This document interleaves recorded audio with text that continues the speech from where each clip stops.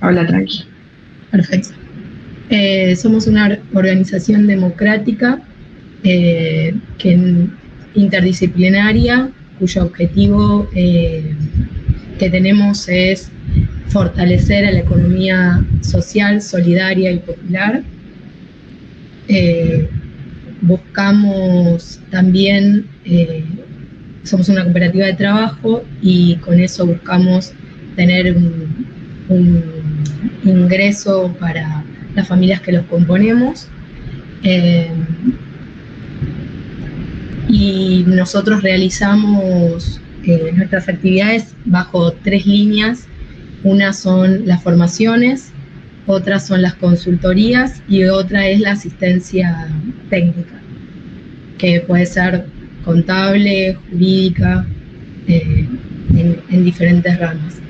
En esta oportunidad vamos a estar Vir y yo dando la capacitación. Mi nombre es Juliana Ayala y pertenezco al área contable de la organización. Perfecto, gracias Yuri por la presentación de la COPE también. Bueno, como ella bien explicado, nosotros también somos una cooperativa de trabajo, damos asistencia técnica a otras cooperativas, a mutuales, a asociaciones civiles, trabajamos con varias organizaciones, así que tenemos bastante experiencia en el ámbito y somos contadores, abogados y tenemos una compañía también que es socióloga, así que Julie, como recién decía, está representando en este momento al área contable. Ella ahora, cuando empecemos a hablar, va a hablar más de la parte de las obligaciones impositivas, de las obligaciones contables, y yo, que pertenezco al equipo legal, voy a hablar más un poco de las obligaciones societarias y legales, así que nos vamos a estar dividiendo entre las dos. La idea de la formación de hoy es súper inicial, porque básicamente es sobre personas, organizaciones que recién están obteniendo la matrícula y que quieren conocer esos primeros pasos, ¿no? Entonces vamos a hablar un poco, básicamente, disculpen lo de mi cámara que anda mal y se prende y se apaga, pero bueno, estoy acá. Vamos a hablar de las obligaciones iniciales que tienen las cooperativas apenas se obtiene la matrícula, ¿verdad? Así que nos vamos a ir ahora dividiendo entre nosotras. Le vamos a compartir un PowerPoint que después se los vamos a mandar, así que no se preocupen si por ahí hay algo que les interesa o tomar nota, que lo quieren ver de nuevo, después se los volvemos a enviar, así que no es necesario que lo guarden o que les saquen fotos, si quieren igual no hay problema. Y bueno, si querés podemos ir arrancando. Julie, ¿te parece? Ahí estás muteada, no sé si me... no hay problema, sí. Bueno, voy a presentar el PowerPoint que les contaba recién. Ahí levantó. No, es para emitir, perdón. Emitir. Bien. Vamos a compartir.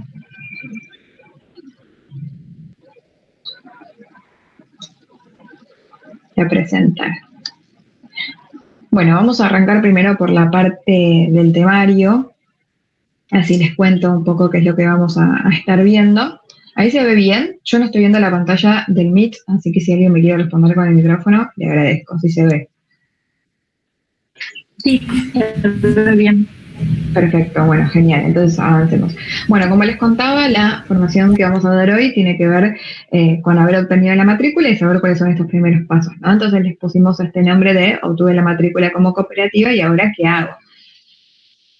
Y vamos a estar viendo el siguiente temario, que como les contaba es súper inicial. Verán que nada más tiene 5 puntos, porque la idea no es atosigarnos con un montón de información que tienen las cooperativas y las partes de las obligaciones societarias y las obligaciones contables e impositivas, que después, a medida que ustedes vayan caminando en el mundo cooperativo, van a ir descubriendo y se le van a generar seguramente muchas preguntas nuevas. Pero la idea es que podamos ver lo inicial y desde ahí después poder desmenuzarlo, ¿no? Igual cuando terminemos de presentar ambas, también vamos a abrir un espacio de preguntas para que cualquier duda que se les haya generado lo puedan volcar ahí y vamos a estar respondiendo entre nosotras y con otros compañeros de nuestra organización que están presentes ahora también. Así que si tienen alguna duda, si quieren la pueden anotar y después al final cuando cerramos levantamos la mano y hacemos un ratito ahí de preguntas. Pero bueno, entonces los 5 temas que vamos a ver van a ser primero las características de las cooperativas, es decir, los principios cooperativos y qué es una cooperativa. Vamos a ver la estructura de las cooperativas, los órganos, o sea, las asambleas, el consejo de administración y la sindicatura, y cuáles son sus funciones y responsabilidades, sus derechos y obligaciones.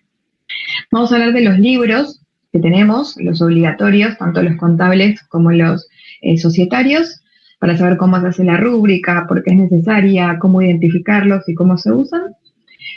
Vamos a hablar de las obligaciones contables y las impositivas, y por último vamos a hacer un repaso sobre cómo se incorpora una nueva persona que quiere asociarse a una cooperativa, y también cómo renuncia, y en caso de que se quiera excluir a alguien, cuál es el procedimiento para hacerlo. Como les digo, vamos a hacer un primer paneo general y cualquier duda que se genere después la volcamos al final. Así que bueno, arrancamos por la primera parte, que es una cooperativa de trabajo y sus principios, ¿no? Las características de las cooperativas. Y hay una definición que surge de la ASI, que es la Alianza Cooperativa Internacional, que dice, como está volcado acá en el Power, que es una asociación de personas que se unen con una finalidad común, con un objetivo común, que puede ser en torno a lo económico, a lo social o a lo cultural. Tienen algo que los agrupa como tal, y se crea una empresa cooperativa, que es propiedad de todos los asociados, que se controla democráticamente y que tiene este objetivo común, que fue aquel motor que los hizo agruparse y juntarse, ¿no? Entonces un grupo de personas forma una empresa de la economía social para un objetivo común, que va a ser propiedad de todos y de cada uno de los asociados. Ahora, que sea propiedad de todos y de cada uno de los asociados no significa necesariamente que las reglas surjan exclusivamente del grupo, ¿no?, que conforma la cooperativa, sino que lógicamente hay normativas en forma piramidal, como vemos en el Power, que esto surge, bueno, para quienes estudiamos Derecho lo tenemos muy conocido, pero surge de lo que es la pirámide de Kelsen, que básicamente te dice qué normativa está sujeta a cumplimentarse, sí o sí, a adaptarse a una normativa jerárquicamente superior. En el ámbito del derecho, para hablar de una forma así bien general, sería la Constitución Nacional, es la norma madre, y de allí toda norma que vaya por debajo tiene que estar acordada con la Constitución Nacional. Bueno, en el ámbito cooperativo tenemos algo de igual escala, que lo encabeza la ley nacional, que es la ley de cooperativas, que es la 20337. Es decir, que todo lo que nosotros veamos por debajo, las resoluciones del INAES, nuestro estatuto social, que ustedes lo conocen, si ya conformaron sus cooperativas, las cooperativas que tengan reglamento interno, las propias resoluciones de la Asamblea, del Consejo de Administración, y los usos y costumbres tienen que estar de acuerdo y tienen que acordarse con la jerarquía que tiene la norma nacional, que es la ley de cooperativas. Entonces, lo primero que tenemos que conocer es la ley, que es la 20337. Luego vamos a tener las resoluciones del INAES y del órgano local competente. El INAES es el Instituto Nacional de Asociativismo y Economía Social, y el OLC, como dice ahí, es el órgano local competente, ¿no? Es decir, a nivel nacional y a nivel provincial existen organismos que son el control de nuestras organizaciones, ¿no? Son quienes ejercen ese control sobre la presentación de nuestras obligaciones impositivas, sobre la presentación de nuestras obligaciones societarias a nivel nacional y a nivel provincial. Por debajo de las resoluciones del INAES, es decir, del ámbito nacional, y del órgano local provincial, del órgano local competente a nivel provincial, tenemos el estatuto. El estatuto es nuestra propia constitución. Yo le suelo decir como es el lugar al que nosotros tenemos que ir cuando queremos resolver alguna cuestión que tenga que ver con nuestra cooperativa. El estatuto tiene un montón de artículos que son generales para muchas cooperativas, que todas están prácticamente iguales, como un copiado y pegado, y tienen algunas otras que son más particulares. O sea, quizás en alguna cooperativa esté resuelto de una manera y quizás en otra cooperativa esté resuelto de otra, según cómo haya sido al momento de generar el estatuto que lo hayan decidido. Pero después hay otros artículos que están más generalizados. Por ejemplo, puede suceder que haya organizaciones cooperativas que tengan sus autoridades por un periodo de 3 ejercicios y hay otras cooperativas que sus autoridades le duran 1 o 2 ejercicios. Entonces ahí es donde yo digo que existen diferencias entre una organización y otra, que eso surge del estatuto.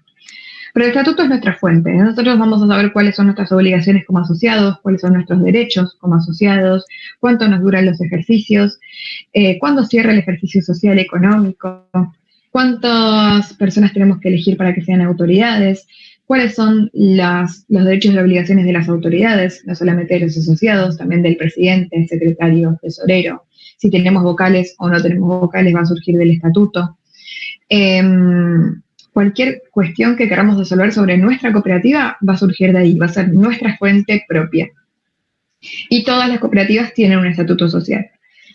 Ahora, no todas las cooperativas tienen un reglamento interno, por eso está por debajo del estatuto. El reglamento interno, nosotros hacemos igual muchas veces formaciones específicamente sobre el reglamento interno, así que es un tema muy rico y muy amplio, que si les interesa cuando hagamos alguna formación al respecto, los invito a que se sumen, pero para poder abarcarlo ahora rápidamente, sería una especie de cerco que le ponemos al estatuto social, es decir, el estatuto social es más amplio, más generalizado, y el reglamento interno es propio de la organización y retiene un poco más la información del estatuto. Por ejemplo, el estatuto social, en la mayoría de los estatutos sociales, suelen ser todos iguales los artículos que hablan sobre exclusiones de asociados. Suelen nombrar que ante ciertas situaciones, ante ciertos incumplimientos, existen ciertas sanciones. Y esas ciertas sanciones se tratan de cierta manera, ¿no? Entonces es todo como muy general.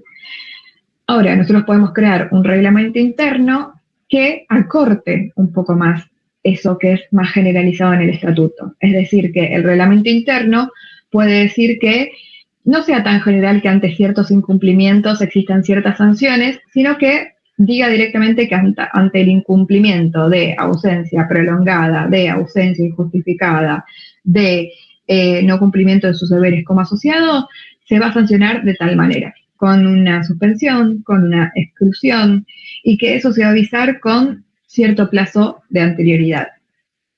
Entonces estamos acortando básicamente lo que dice el estatuto y lo estamos adaptando más a nuestra propia organización. Luego vienen las resoluciones de la asamblea, que ahora vamos a hablar un poco de asambleas, y ahí voy a ampliar un poco más, y las resoluciones del Consejo de Administración, que son únicamente los representantes de los asociados, es decir, presidente, secretario, tesorero, y en caso de que haya vocales, también los vocales. Y por último, los usos y costumbres. Es decir que desde la ley hacia abajo, todos ellos, escalón por escalón, deben estar adaptados a su escalón anterior, ¿no? Jerárquicamente hablando. Luego, también en esta etapa como introductoria de saber qué es una cooperativa y cuál es el marco normativo y cómo funcionan jerárquicamente la normativa nacional, existen 7 principios cooperativos que no es para que nos pongamos a leer ahora necesariamente el punto por punto del Power, porque tal vez es un poco extenso y nos aburrimos, pero sí tenemos que saber que existen ciertas reglas a nivel mundial sobre el cooperativismo que demuestran la esencia de las cooperativas, ¿verdad?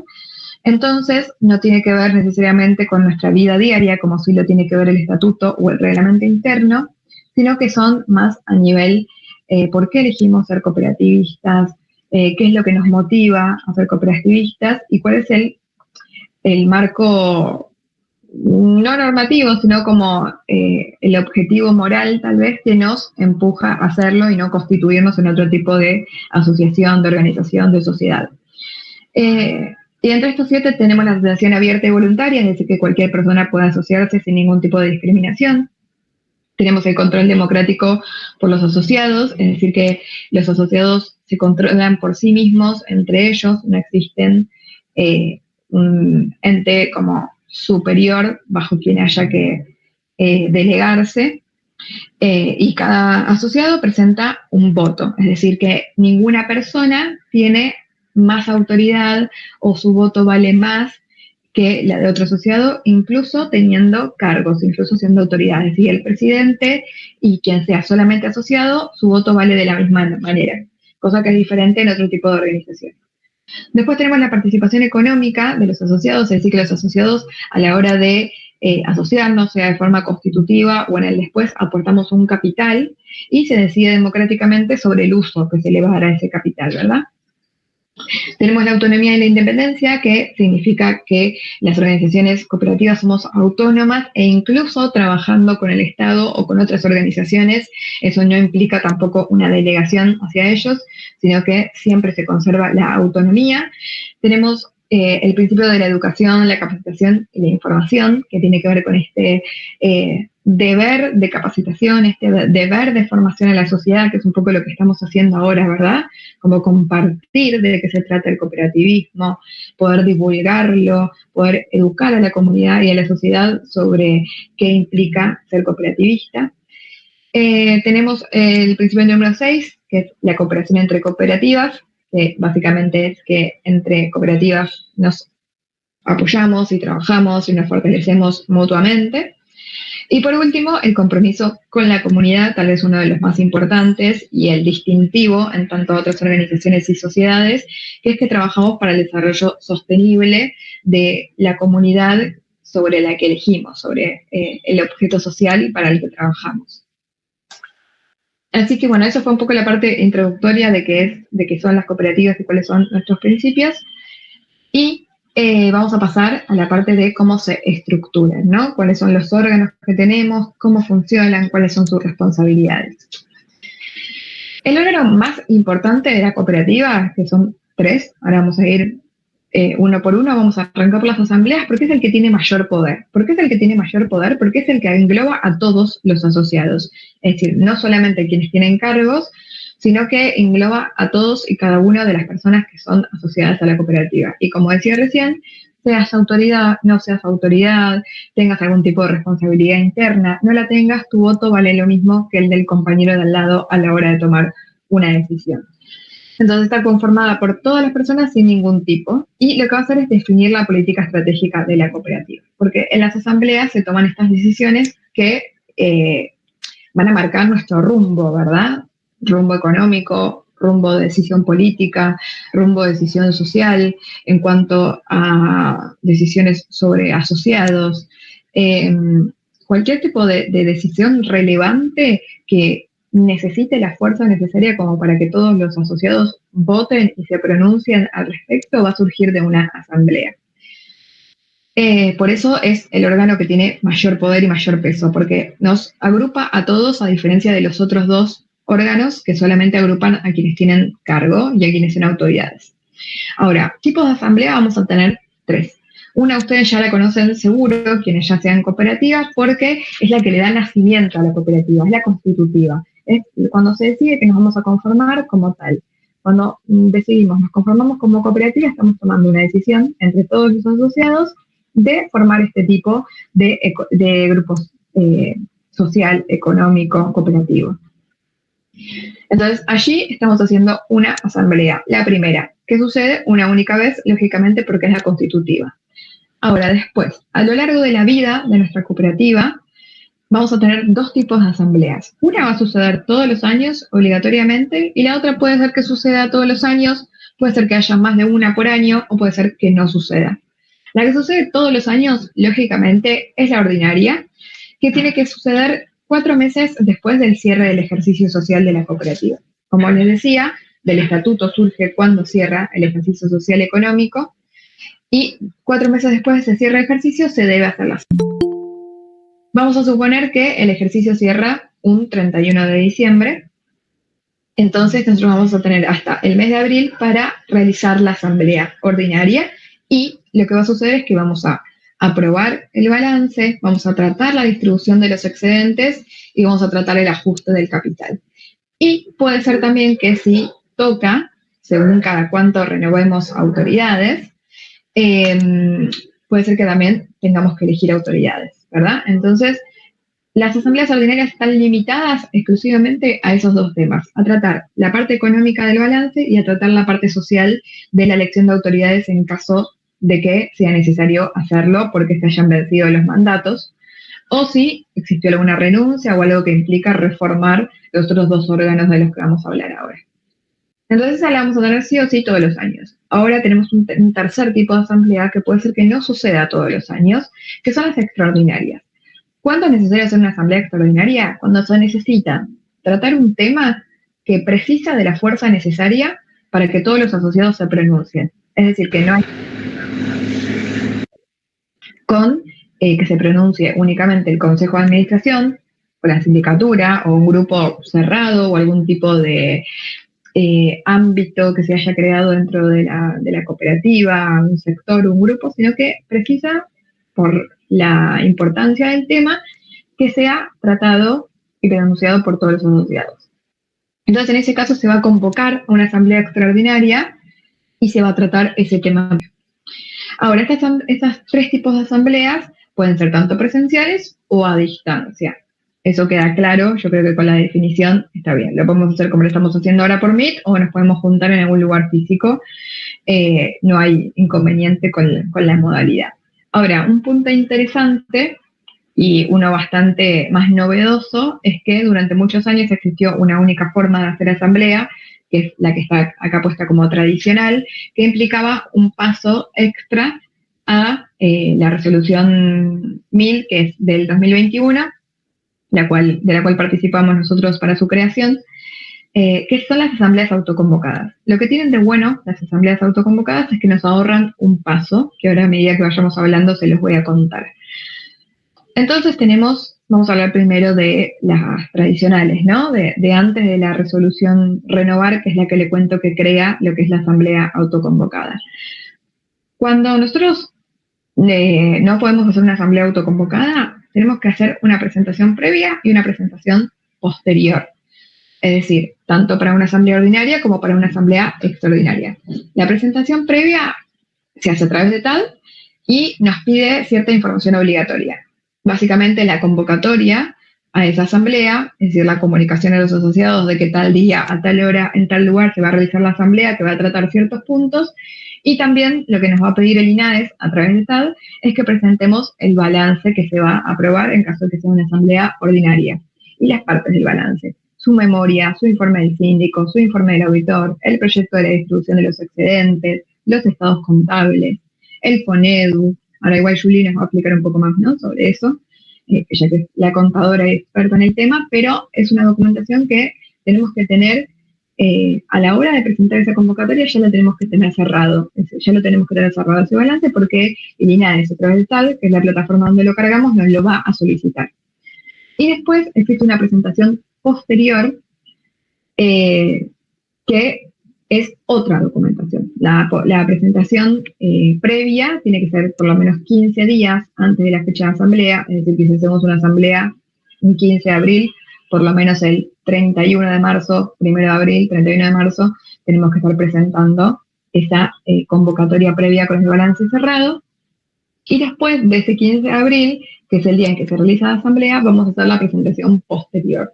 Lo que va a tener la presentación posterior, además de toda la misma documentación previa, que es el balance, el FONEDU, va a tener también el acta de asamblea, es decir, la resolución de esos puntos que tratamos, y va a tener la planilla de asistencia, donde van a firmar cada una de las personas que hayan estado presentes, de los asociados que hayan estado presentes. Y en caso de que también hayamos elegido autoridades, vamos a tener la distribución de los cargos. Todo eso lo vamos a cargar nuevamente en TAD a través de un trámite que se llama presentación de documentación posterior de la asamblea para cooperativas. Entonces, todo lo cargamos a través de la plataforma de trámites a distancia, que es la que usamos para comunicarle a INADES todas estas novedades sobre nuestras asambleas. Ahora, vamos a hablar de lo que les comentaba recién, que era la asamblea autoconvocada. La verdad que es una gran facilidad para las cooperativas, porque lo que hace es ahorrarnos este paso previo. Vieron que yo recién les contaba que hay una presentación previa y una presentación posterior. Bueno, lo que hace la asamblea autoconvocada es que nos ahorra la presentación previa. Nosotros no necesitamos convocar 15 días antes, sino que hay que hacer una única presentación, que es la posterior, la que yo les indicaba, que hay que presentar el acta, la planilla de asistencia y, en caso de que corresponda, la distribución de los cargos junto con el balance. Ahora, para poder ahorrarnos este paso previo, nos pide 2 requisitos.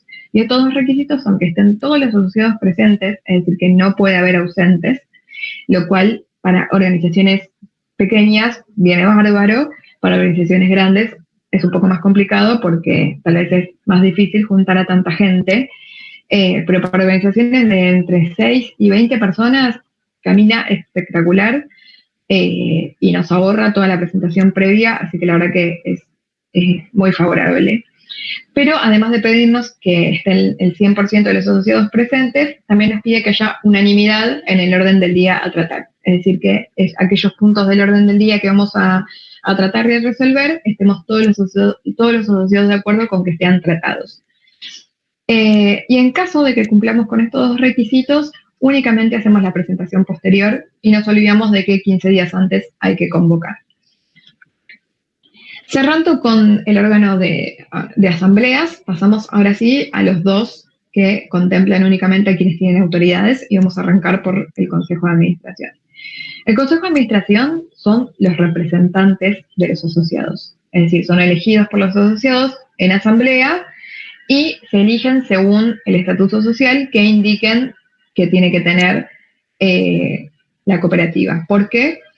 Porque existen cooperativas que tienen vocales, existen cooperativas que no tienen vocales, bueno, y ahora ya no, porque ahora cambió esa resolución, pero hasta hace un par de meses atrás, que podíamos tener cooperativas de menos de 6 personas, también existían organizaciones que únicamente tenían un único presidente que cumplía el rol de los 3. Ahora eso igual de todas formas ya quedó vetusto porque no se puede tener más cooperativa de menos de 6 y volvemos a la obligación de tener que tener por lo menos presidente, secretario y tesorero. Pero puede ser que no tengamos vocales. Ahora, es el órgano que va a estar encargado de cumplir con el objeto social de la cooperativa, ¿verdad? El objeto social nosotros lo vamos a poder identificar en el estatuto en su artículo 5. Así que quienes tengan su estatuto a mano pueden chequearlo de ahí, igual seguramente quienes hayan conformado sus cooperativas han debatido mucho sobre qué objeto social ponerlas, que lo deben tener bien conocido, pero la idea del Consejo es que en representación de los asociados camine hacia el cumplimiento de ese objeto social, ¿verdad? Entonces decimos que se conforma de las personas que se eligen por asamblea, como les dije recién, es decir, que son elegidos por los asociados y que definen la política operativa de la cooperativa. Del estatuto surge cuánto duran en el cargo y su renovación, porque según si se eligen nuevamente las mismas personas o no, puede ser que estén siempre las mismas autoridades, es decir, que hay reelección indefinida. Sí puede terminar a los 3 ejercicios o a los 3 años, pero esos 3 ejercicios cuando terminan podemos volver a elegir a las mismas personas, es decir, que no quedan vetados de ser elegidos. Y eso surge del estatuto social. Normalmente, de los artículos entre 50 y 54, un título que dice del Consejo de Administración, allí van a poder identificar cuánto duran sus autoridades del Consejo. Y tiene una obligación que es reunirse al menos una vez al mes. Y de estas reuniones que surgen al menos una vez al mes, vamos a tener las actas del Consejo. Estas actas del Consejo las vamos a volcar en su libro correspondiente, que ahora vamos a hablar en unos minutitos más adelante. Y ahí vamos a ir mes a mes contando qué actividades vamos llevando a cabo en la cooperativa, si hicimos alguna reunión, si hicimos algún evento, si nos presentamos en algún proyecto, todo lo que tiene que ver como con el día a día, con el mes a mes, con el día a día, lo vamos volcando en esas reuniones del Consejo. Y como les contaba recién, el Consejo se compone de presidente, secretario y tesorero y a veces también de vocales. ¿Qué rol cumple cada uno? Lo pueden también identificar en el Estatuto Social, no me quiero detener demasiado, pero bueno, básicamente el presidente es quien representa legalmente a la cooperativa, el secretario se encarga más de la parte administrativa, tal vez, de los documentos sociales, de la redacción de las actas, de conservar y llevar los libros al día. El tesorero, lógicamente, tiene que ver más con las cuestiones económicas de la cooperativa, de los pagos, de que no se nos pasen los vencimientos. Y los vocales son como la reserva en caso de que alguna de las personas que están siendo autoridades renuncien y haya que reemplazarlos. Y por último tenemos el órgano de fiscalización, que es la sindicatura, que es el órgano que controla al Consejo de Administración, ¿verdad? Es como, sí, su rol es ese control de que cumplan con los deberes que surgen del Estatuto Social. Están representados por un síndico titular y por un síndico suplente. El síndico titular va a generar el informe del síndico, lo va a firmar, y va a existir un síndico suplente en caso de que haya que reemplazar al síndico también ante una renuncia o una vacancia en el cargo. Y la forma de elección es la misma que en el Consejo de Administración, es decir, que se eligen por asamblea, son elegidos por los asociados, y los cargos, según lo que duran, también surge el Estatuto Social, pero esta vez de los artículos aproximadamente 68, que dice de la sindicatura, es el título, o del órgano de fiscalización, puede ser el título también. Y ahí nos van a contar cuántos síndicos tenemos que elegir, síndico titular, síndico, cuánto van a durar en el cargo, cada cuánto se eligen y cuáles son sus obligaciones y derechos. Bueno, recién nombraba, cuando hablaba del secretario o de la secretaria, que una de sus obligaciones, una de sus tareas es conservar los libros, mantenerlos al día, redactarlos y demás. Pero tenemos que saber cuáles son los libros que tiene que llevar a cargo una cooperativa, ¿verdad? Entonces, para tener estos libros, lo que tenemos que hacer previamente para darles una validez legal, un peso legal que deje de ser algo más que una libreta, que un libro en blanco o un libro con un contenido, para darle una formalidad necesaria, lo que tenemos que hacer es rubricarlos. La rúbrica, su función, su objetivo es este, ¿no? Transformar un cuaderno, un papel, en algo que contiene cierta veracidad, que contiene veracidad en lo que contiene en su contenido. Es una etiqueta que le ponemos en la primera hoja, ahora les voy a mostrar una foto, tal vez haya quienes ya tengan los libros rubricados y quienes no, pero es una etiqueta que le ponemos en la primera hoja del libro que va a contar qué libro es, a qué cooperativa pertenece, su número de matrícula, cuándo fue rubricado, y es el Consejo de Administración el que debe asegurarse de que efectivamente sea rubricado, ¿no? Después cada organización decide quién, pero según los estatutos suele ser tarea del secretario encargarse de esto, ¿no? De que sean debidamente registrados y que sean debidamente guardados y cuidados. Bueno, decíamos entonces que es la individualización de cada uno de los libros. Y acá está la foto que yo les decía, que les quería mostrar, que es cómo se ve una rúbrica, ¿verdad? En la primera hoja entonces vamos a tener esta etiqueta. Por ejemplo, es una etiqueta de un libro de actas de asamblea, entonces ahí te dice cuál es el libro que está identificando, qué número de libro es, porque puede ser que lo terminemos y que empecemos uno nuevo, entonces generaría un número 2, a qué cooperativa pertenece, dónde está ubicada esa cooperativa, cuántas hojas tiene y demás, cuándo fue rubricado y así. Y esto es lo que individualiza y le da cierto criterio jurídico al libro. Y los obligatorios que tenemos son los del Consejo de Administración, las actas del Consejo, que es las que les contaba recién que hay que generar al menos una al mes, las asambleas, los de informe del síndico, informes del auditor, la asistencia a las asambleas, las planillas que deben firmar quienes fueron presentes en la asamblea, quienes estuvieron presentes en la asamblea, inventario y balances, el libro diario, y tenemos un libro que es el registro de asociados, que nosotros lo manejamos ahora de forma online, porque es mucho más fácil mantenerlo actualizado de forma online que en el libro físico. De todas formas, las organizaciones que decidan tenerlo físicamente sigue vigente. No es que fue derogado tenerlo de forma física, sino que también existe una alternativa mucho más a mano y mucho más fácil de mantener actualizada, que es el registro de asociados en línea. Así que, bueno, esa fue la primera parte societaria. Ahora después vamos a retomar un poquito, pero le paso la palabra a Julie para que nos hable de las obligaciones contables y las impositivas. Gracias, Vir. No, por favor. ¿Cómo les va? Volvemos. Vir, ¿me podrás poner, por favor, los libros? Sí, ahí está. Voy a tomar la palabra desde acá porque les quiero hacer mención específicamente de los libros contables. Los libros contables son el informe de sindicatura, el informe del auditor, el inventario y balance y el libro diario. Es importante tener en cuenta que generalmente todo esto constituye el balance que arma, que tiene la cooperativa. O sea, el mismo balance tiene todas las partes que se plasman en diferentes libros. O sea, el informe de sindicatura, el informe del auditor y el balance es toda la documentación que compone el balance y después se registra en diferentes libros. O sea, es importante que eso lo tengan en cuenta.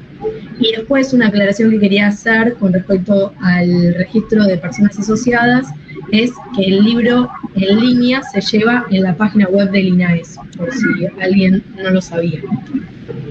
Ahora sí, Vir, pasamos a la siguiente. Bueno, las obligaciones contables, de acuerdo a la ley 20.337, que es la ley de cooperativas que nos rigen, las cooperativas deben realizar anualmente y presentar en la Asamblea General Ordinaria la memoria anual, el balance general y los cuadros anexos, el dictamen del auditor, el proyecto de distribución de excedentes y el informe del síndico. Es importante que tengan en cuenta, como les decía, que toda esta información está en una sola documentación y después se registra en diferentes libros. Por ejemplo, una de las obligaciones que tenemos de los libros que tenemos que llevar, que antiguamente se llevaban, era el libro de IVA compras y de IVA ventas. Actualmente se lleva de manera digital, o sea, se lleva a través de ARCA, pero esto digamos, queda como cumplimentado si en el libro diario se registran los movimientos de manera individual, o sea, si las ventas se registran de manera individual. Si se registran agrupadas, termina siendo obligatorio tener, además de los libros que mencionamos, el libro de IVA compras y IVA ventas, que tiene que estar rubricado también. Ahora sí pasamos a las obligaciones impositivas. Las cooperativas de trabajo, al momento de obtener su matrícula, también reciben actualmente la clave única de identificación tributaria, que es conocida como CUIT. Actualmente se los proporciona el INAES. Antes había que hacer el alta del CUIT en ARCA para obtener la identificación. Como la organización es un sujeto de derecho que ejerce una actividad económica, debe darse de alta en diferentes impuestos. Algunos son impuestos mensuales y otros son impuestos anuales. Los impuestos mensuales en los que debe inscribirse la cooperativa es el IVA, ingresos brutos, que es un impuesto mensual provincial, y el régimen de información mensual, que es el libro IVA digital. El libro IVA digital es el que declara el impuesto al valor agregado. La alícuota en la que se debe inscribir cada cooperativa depende de la actividad que realice cada cooperativa. Hay cooperativas que van a pagar alícuotas, o sea, que van a registrar alícuotas del 2,5 al 27%. La alícuota general que se utiliza para la mayoría de las actividades es el 21%. Y también puede encontrarse exenta, por eso digo, depende de la actividad que realiza la cooperativa. También están las cooperativas que pueden inscribir como efectoras sociales.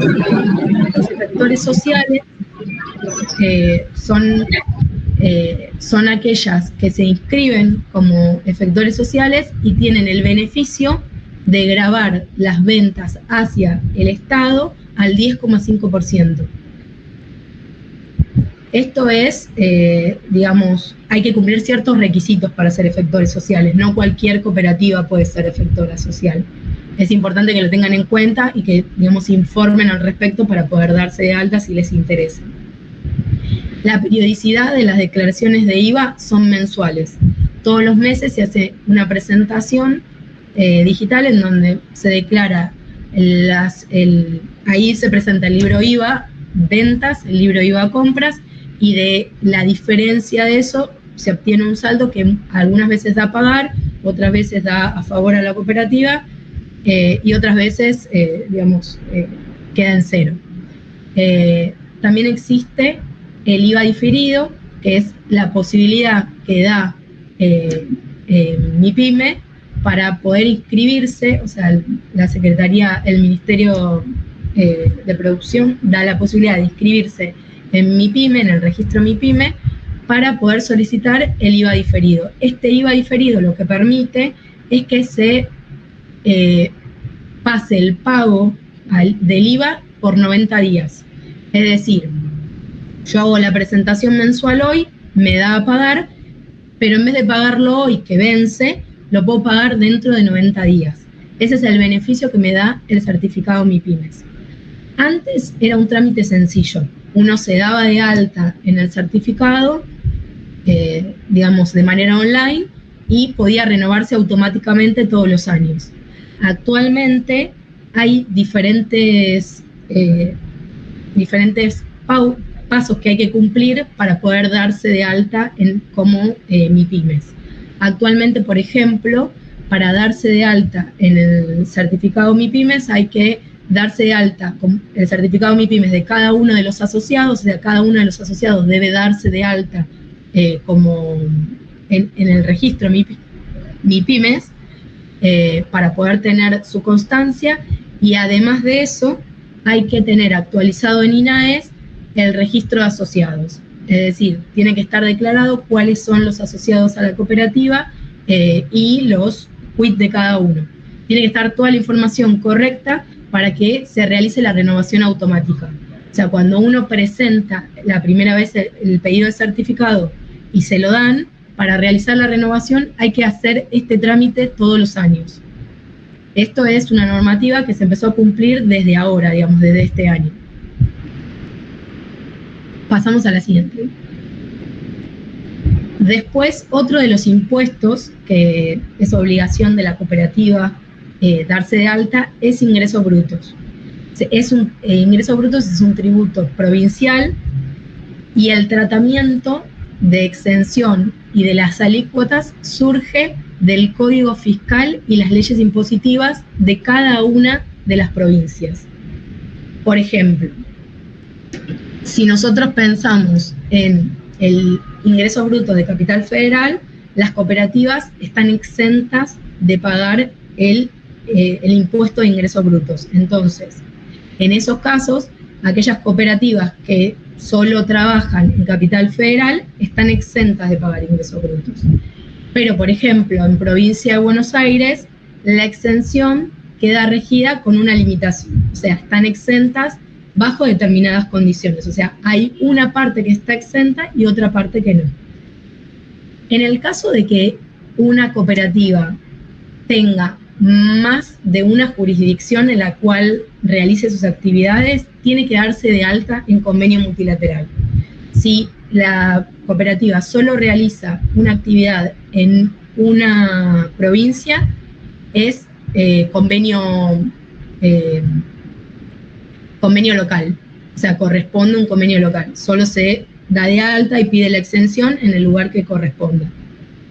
Si es en convenio multilateral, se tiene que dar de alta en todas las provincias y solicitar la exención de acuerdo a la normativa de cada una que exista. Por ejemplo, voy a tirar un ejemplo, en la provincia de Santa Fe hay que hacer un trámite de exención para tener la exención de como exenta la actividad de cooperativa. ¿Seguimos bien? Después existen impuestos anuales que tiene que presentar la cooperativa. Los impuestos anuales son el impuesto a las ganancias y el Fondo para la Educación y Promoción Cooperativa, que es el FONEDU. Los regímenes anuales que una cooperativa debe inscribirse son participaciones societarias, transferencia electrónica de estados contables y la solicitud de categorización de pymes, que es lo que les nombré recién. En el impuesto a las ganancias, las cooperativas están exentas, pero para que se formalice esa exención, las cooperativas tienen que realizar un trámite. tienen que presentar documentación e información a ARCA para que ARCA autorice esa exención.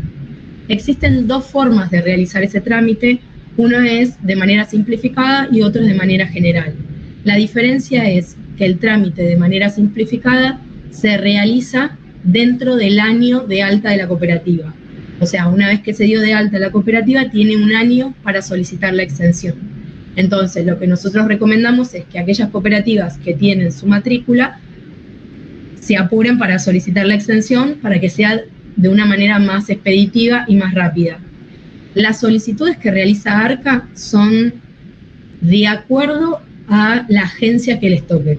O sea, cada agencia tiene su librito, lamentablemente, para solicitar información para la exención.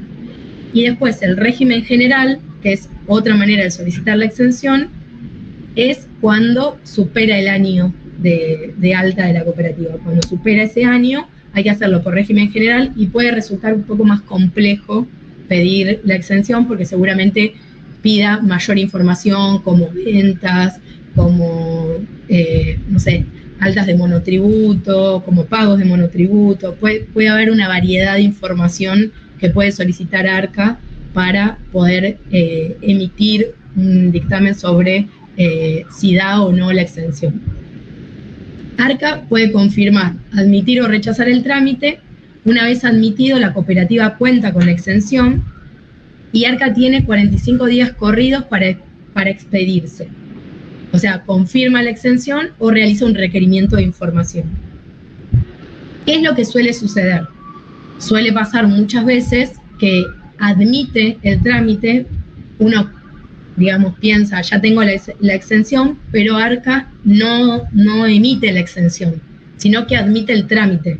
Entonces, espera más de 45 días para emitir un pedido de requerimiento de información y por ahí pasa un montón de tiempo y pide un requerimiento de información de muchísimas cosas que por ahí no tenemos o por ahí se hace más complejo.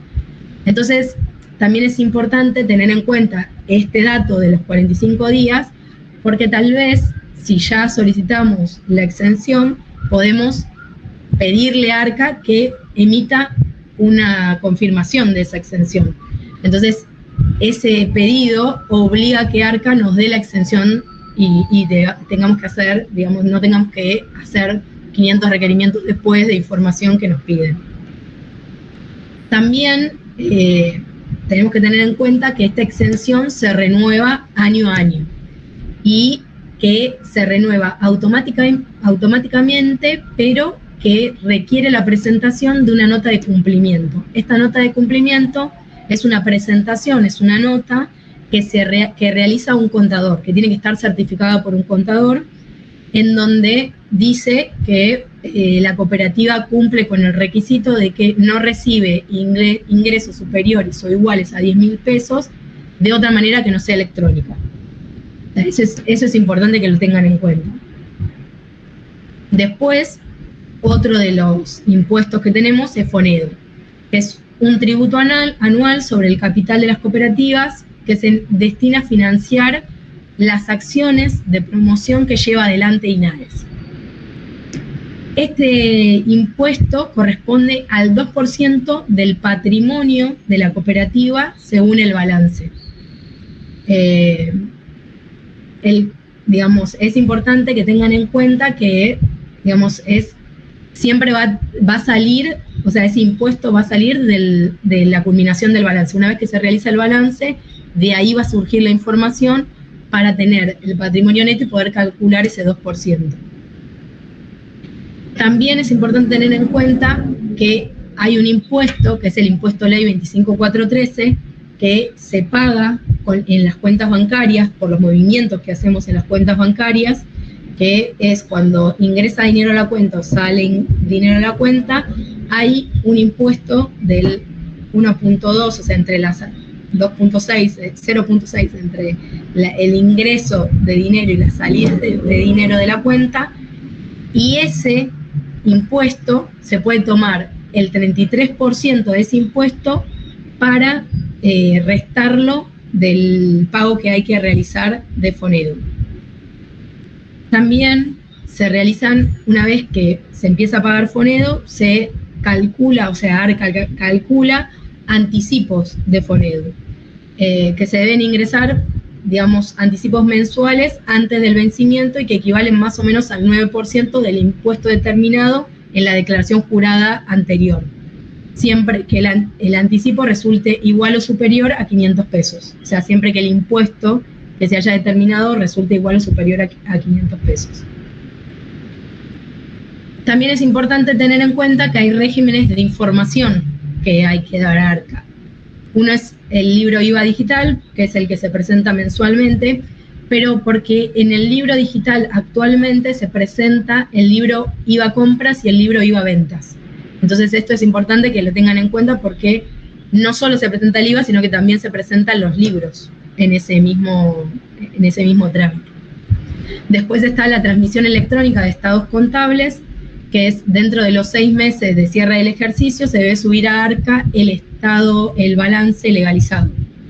Entonces, o sea, se ingresa a ARCA y se sube el balance. Después están las participaciones societarias, que normalmente se hacen dentro de los 7 meses después de determinado el año calendario, y se informan las autoridades que existían hasta el 31 del 12 del año anterior, o sea, del año que cerró. Después está el registro PYME, que se renueva anualmente y sirve para acceder a los beneficios del IVA diferido, como ya los nombré y como ya les expliqué cómo era el trámite. Y después, algo muy importante que hay que tener en cuenta es que los asociados también tienen la obligación de estar inscriptos como monotributistas en ARCA para cumplir con las obligaciones y responsabilidades que tienen. Y es responsabilidad de la cooperativa que sus asociados estén inscritos en ese impuesto. El monotributo puede ser común o social, pero todos los integrantes a la cooperativa tienen que tener monotributo. Siempre tienen que estar atentos a las compatibilidades que tiene el monotributo porque generalmente muchas de las personas que pertenecen a las cooperativas de trabajo o a las cooperativas en general pertenecen a algún programa social. Entonces hay que ver siempre si ese programa social es compatible con el monotributo que se va a dar de alta. Y con respecto a ingresos brutos, cada jurisdicción tiene su trámite con respecto a si los asociados a la cooperativa de trabajo están exentos o no. BIR va a seguir con la parte legal con respecto a las personas asociadas.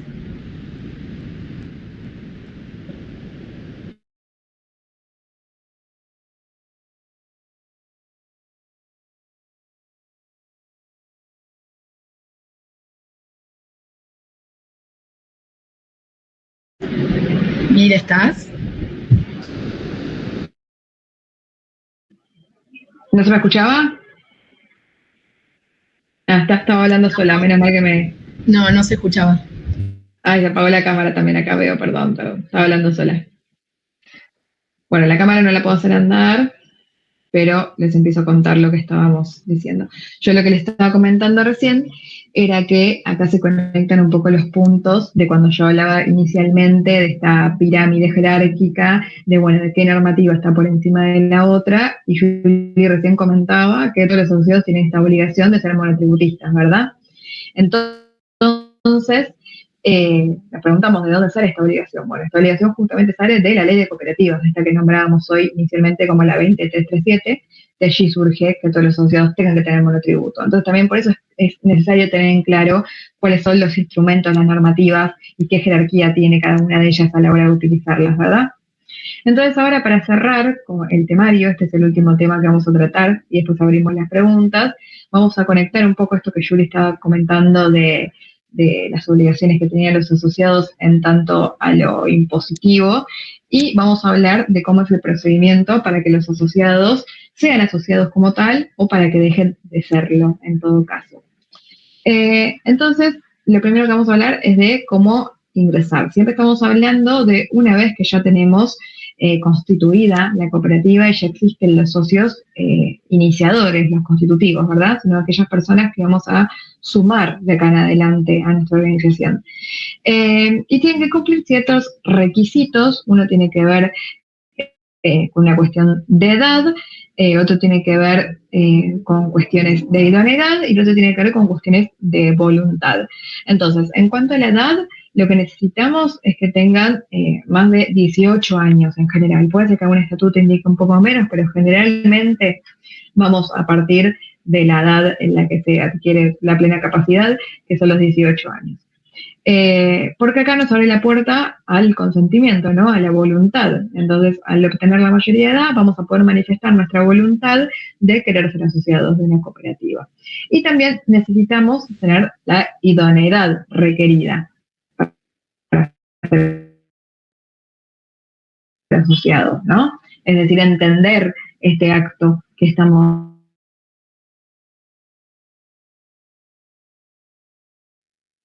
iniciamos un procedimiento que es solicitarle al Consejo de Administración de la cooperativa nuestro ingreso como socio. Vamos a redactar una nota en la que vamos a volcar nuestros datos personales y le vamos a contar al Consejo de Administración que nos interesa ser parte de la cooperativa. Y vamos a, desde ese momento, como adquirir una obligación económica que es la suscripción de un salario mínimo vital móvil, de la que vamos a tener que integrar al momento de asociarnos un 5%. Es decir, tenemos el número de lo que sería el salario mínimo vital y móvil al momento en el que estamos solicitando ingresar, por lo cual va a variar según en qué momento fecha sea. Ese número lo vamos a suscribir, pero vamos a integrar al menos un 5% al momento de asociarnos. Esto, de todas formas,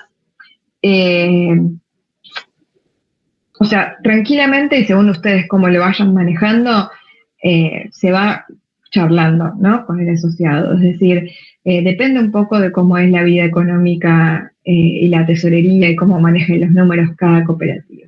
Existen un montón de cooperativas, la verdad, en la que los asociados simplemente solicitan a través de la nota y bueno, el tema de la suscripción y la integración es más decidido hecho internamente por el Consejo. Lo importante, lo obligatorio, lo que sí no puede faltar es el requerimiento y la voluntad de la persona de ser asociada. Lo demás es discutible puertas para adentro. El Consejo, una vez que la nota llegue a su poder, va a decidir si se admite o no se admite esa solicitud. Este es un modelo de nota aproximado, obviamente, como bien lo dice, es un modelo, es el que nosotros utilizamos, donde hay un texto en el que se solicita al Consejo incorporarse como asociado y debajo están los datos personales de la persona que lo solicita y lo va a firmar de puño y letra, que es lo que va a indicar del requirente.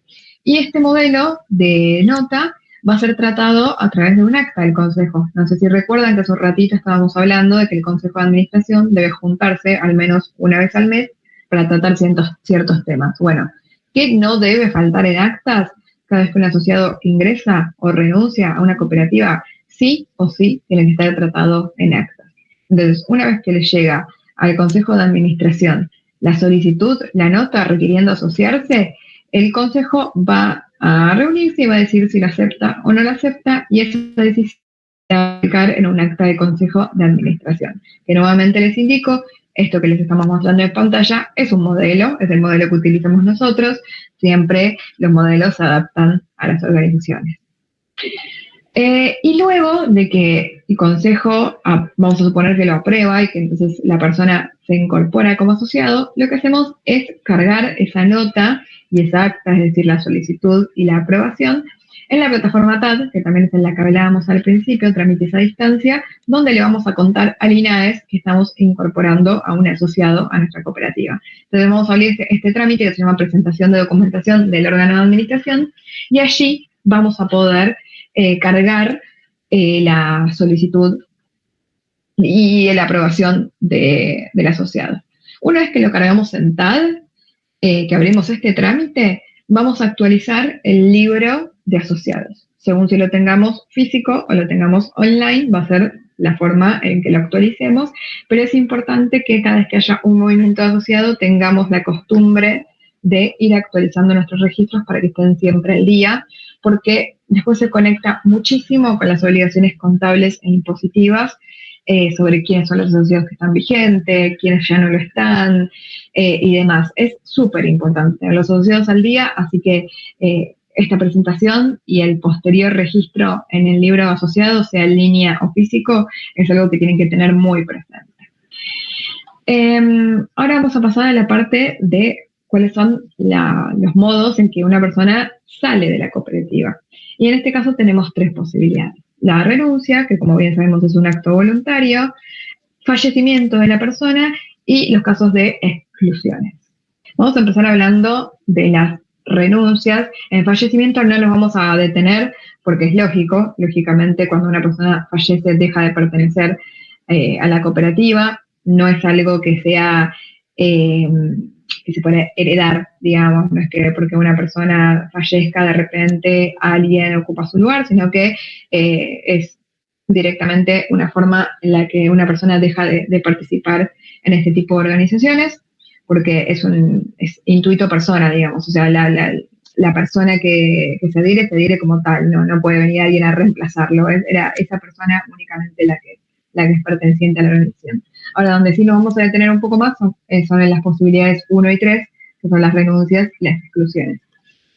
Los pasos para la renuncia son iguales a los pasos para ingresar, es decir, que se necesita también la voluntad de la persona, se necesita redactar una nota que es similar a la nota de ingreso. Cuando digo similar, me refiero a que también se van a volcar los datos personales y también yo me voy a estar comunicando con el Consejo de Administración para solicitarle la renuncia. Y voy a aclarar que está haciendo una renuncia voluntaria y que a mí no me está quedando nada ni por cobrar, ni por resolver ningún tema pendiente con la cooperativa, sino que voluntariamente yo estoy decidiendo dar un paso al costado. El Consejo va a tomar esa nota y nuevamente en actas va a tratarla y la va a aprobar o no. En caso de no aprobarla, por supuesto, tiene que justificar el porqué. Una vez que tenemos el acta, lo que hacemos es exactamente lo mismo que hicimos en los ingresos, a la inversa. Cargarlo en trámites a distancia, a través del mismo trámite que es el que yo les mostraba como presentación de documentación del órgano de administración, donde le vamos a contar al INAES que esta persona ya no es parte de la cooperativa y vamos a ir al libro de asociados y lo vamos a retirar de allí para que ya no figure en la nómina. Vamos, lógicamente, a volcar cuál es la fecha en la que se confirma su renuncia. Este es el modelo de nota de renuncia, como ven es súper similar al de nota de ingreso. Lógicamente lo que dice el texto es distinto porque en uno estamos solicitando ser parte y en el otro estamos solicitando renunciar. Pero básicamente estamos volcando nuestra voluntad al respecto. Y después lo vamos a tratar en actas. Ahora pasamos con la tercera posibilidad de retirarnos de la cooperativa, que son las exclusiones. Es decir, en las exclusiones no hay voluntad, en principio. No está habiendo voluntad, no está haciendo un acto voluntario, no está haciendo una renuncia, yo no me estoy comunicando con el consejo, sino que más bien el consejo se está comunicando conmigo ante alguna situación que motive, que motorice una sanción. ¿Cuándo puede haber exclusiones? Cuando muchos asociados de repente ya no se presentan o de repente empiezan a incumplir con sus deberes como asociados. Es decir, nosotros como socios de una cooperativa tenemos ciertas obligaciones que cumplir.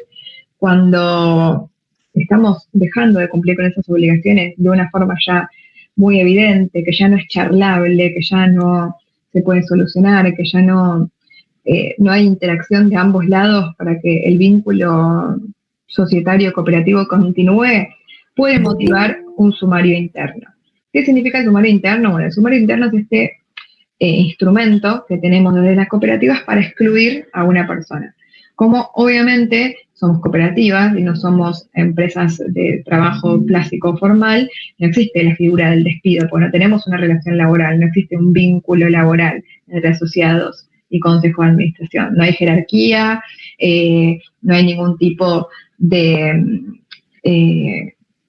bueno, se me fue la palabra, pero de vínculo que implique que tenemos que cumplir como por ahí un horario obligatoriamente y estar en X lugar, como en un trabajo clásico, sino que nuestras formas de trabajo las elegimos nosotros, ¿no? Y cada cooperativa va a tener sus propias reglas al respecto.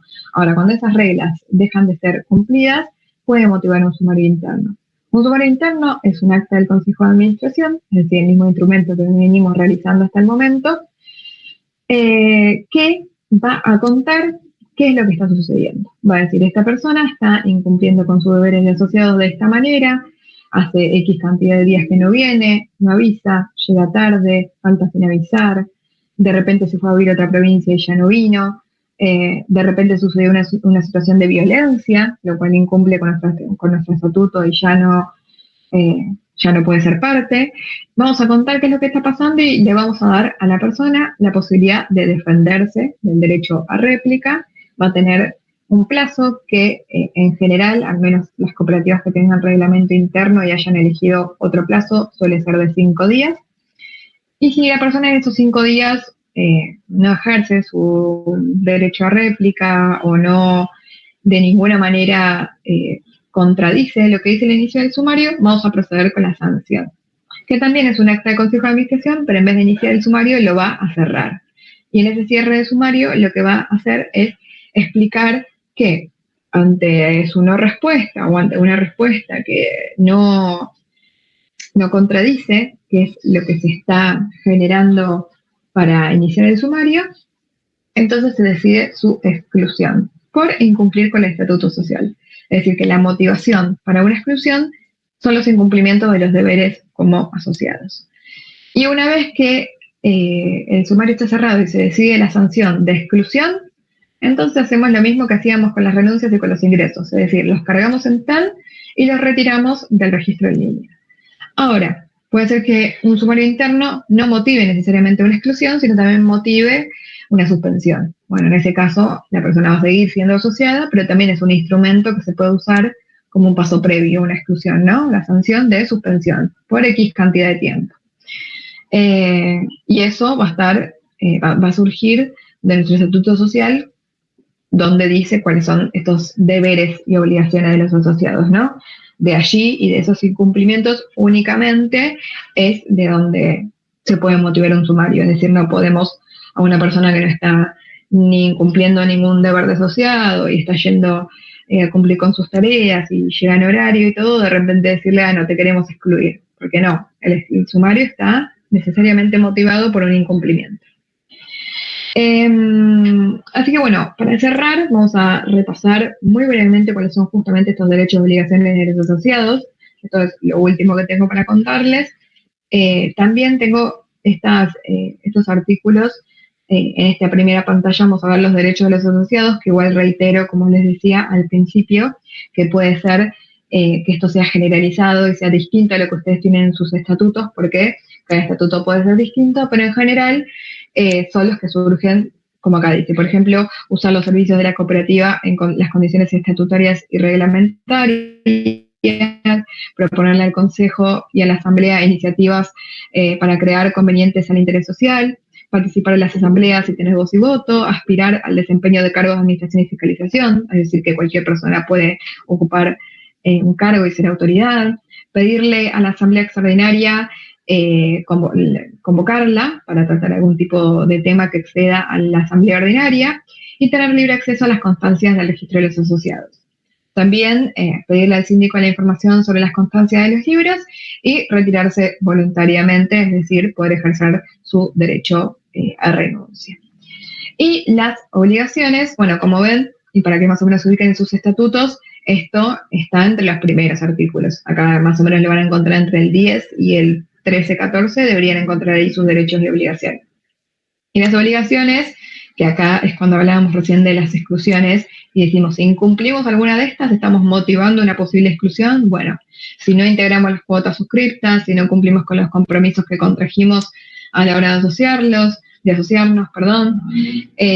si no acatamos las resoluciones de los órganos de administración, si no mantenemos actualizado nuestro domicilio, cada vez que tenemos alguna mudanza para actualizar nuestro legajo, tendríamos que avisar a nuestros compañeros para poder mantener actualizado el domicilio, que es importante a la hora de notificar o de comunicar algo. Lógicamente, el domicilio es el medio que se utiliza para notificaciones fehacientes.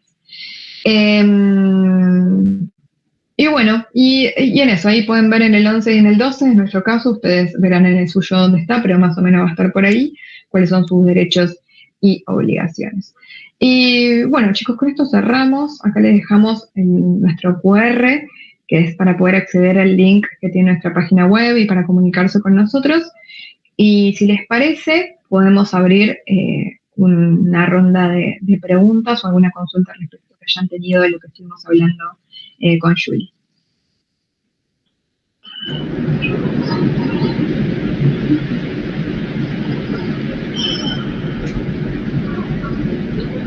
Los escuchamos. Si alguien quiere levantar la mano, si quiere hacer una pregunta.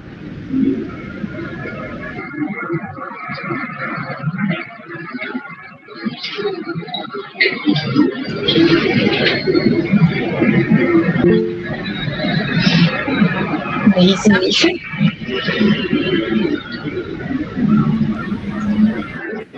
Hola, ¿ahí sí? ¿Se escucha? Sí, te escuchamos. Sí, se escucha. Bueno, ¿qué tal? Bueno, buenísimo. Muchas gracias por todo, fue clarísimo. Se nos planteó un problema en la cooperativa hace un tiempo y nos quisimos asesorar y todavía tengo duda respecto de qué pasa cuando la exclusión refiere a un cargo de administración. Consejero, ¿se puede hacer la exclusión? Sí, Melissa, por supuesto, porque como decíamos al principio, todos los asociados, sean o no sean autoridades, tienen el mismo valor, vamos a decirlo de alguna manera, en la cooperativa. Es decir, su cargo no le da más autoridad, no le da más voto, no le da menos obligaciones ni más derechos al respecto. Es lo mismo la persona que no tenga cargos que la que tiene cargos. Lo que sí va a suceder a la hora de excluir a alguien que tiene cargos es que ese cargo va a quedar vacante y entonces va a ser necesario reemplazarlo. De todas formas, en el derecho societario existe algo que es como la continuidad, ¿no? Un principio de continuidad de la empresa, que es que siempre se va a buscar sí o sí sostener la empresa, en este caso la cooperativa, y por ende, incluso no pudiendo reemplazar el cargo, sigue con toda su efectividad y habitualidad normal hasta que se decida quién va a ser la nueva persona que ocupe ese cargo, pero que lo ocupe no implica de ninguna manera que tenga algún derecho a no cumplir con alguna de sus obligaciones o a no ser sancionado al respecto. Bien, buenísimo, gracias. No, por favor.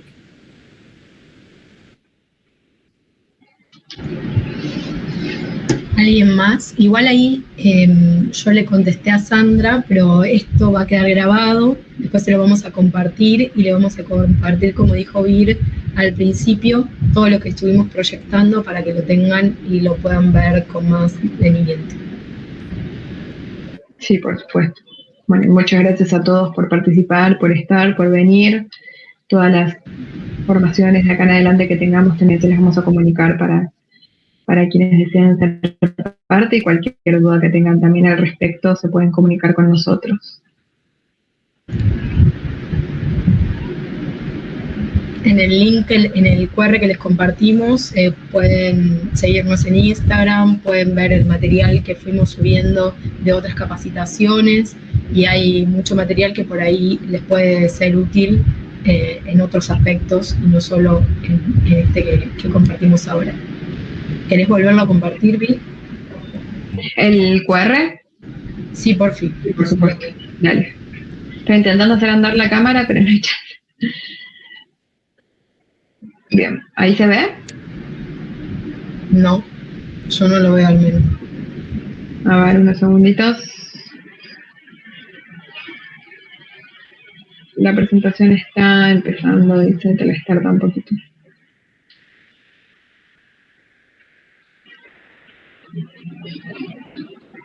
No, vamos a intentar de nuevo.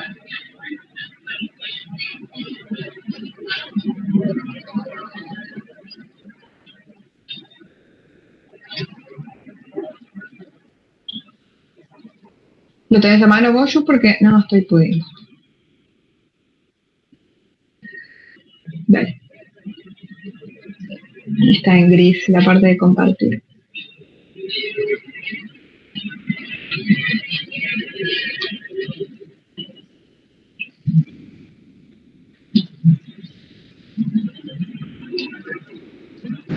Ahí ya les compartimos unos minutitos más el QR y bueno, para que lo tengan a mano. Exacto.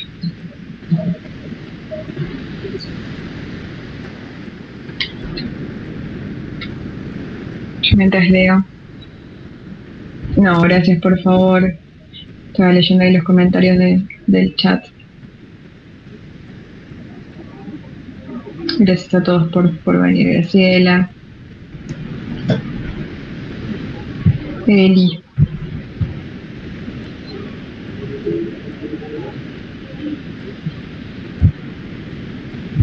Ahí está, Julie Weiss.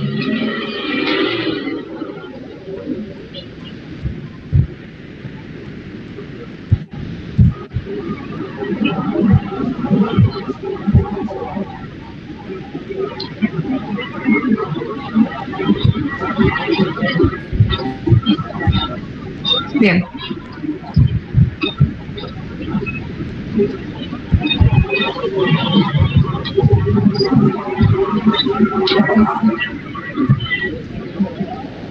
¿Me lo ves, Julie?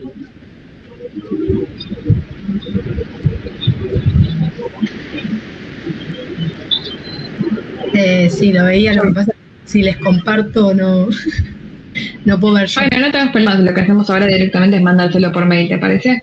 Porque, Dale, buenísimo. sí, no hay problema. Por ahí Ya estamos dejé de compartir. Muchísimas gracias. Lo mandamos por mail y ahí tienen el QR para poder acceder. Nos esperamos en las próximas capacitaciones. Muchísimas gracias. Muchas gracias. Muchas gracias. Hasta la próxima. Gracias. Gracias.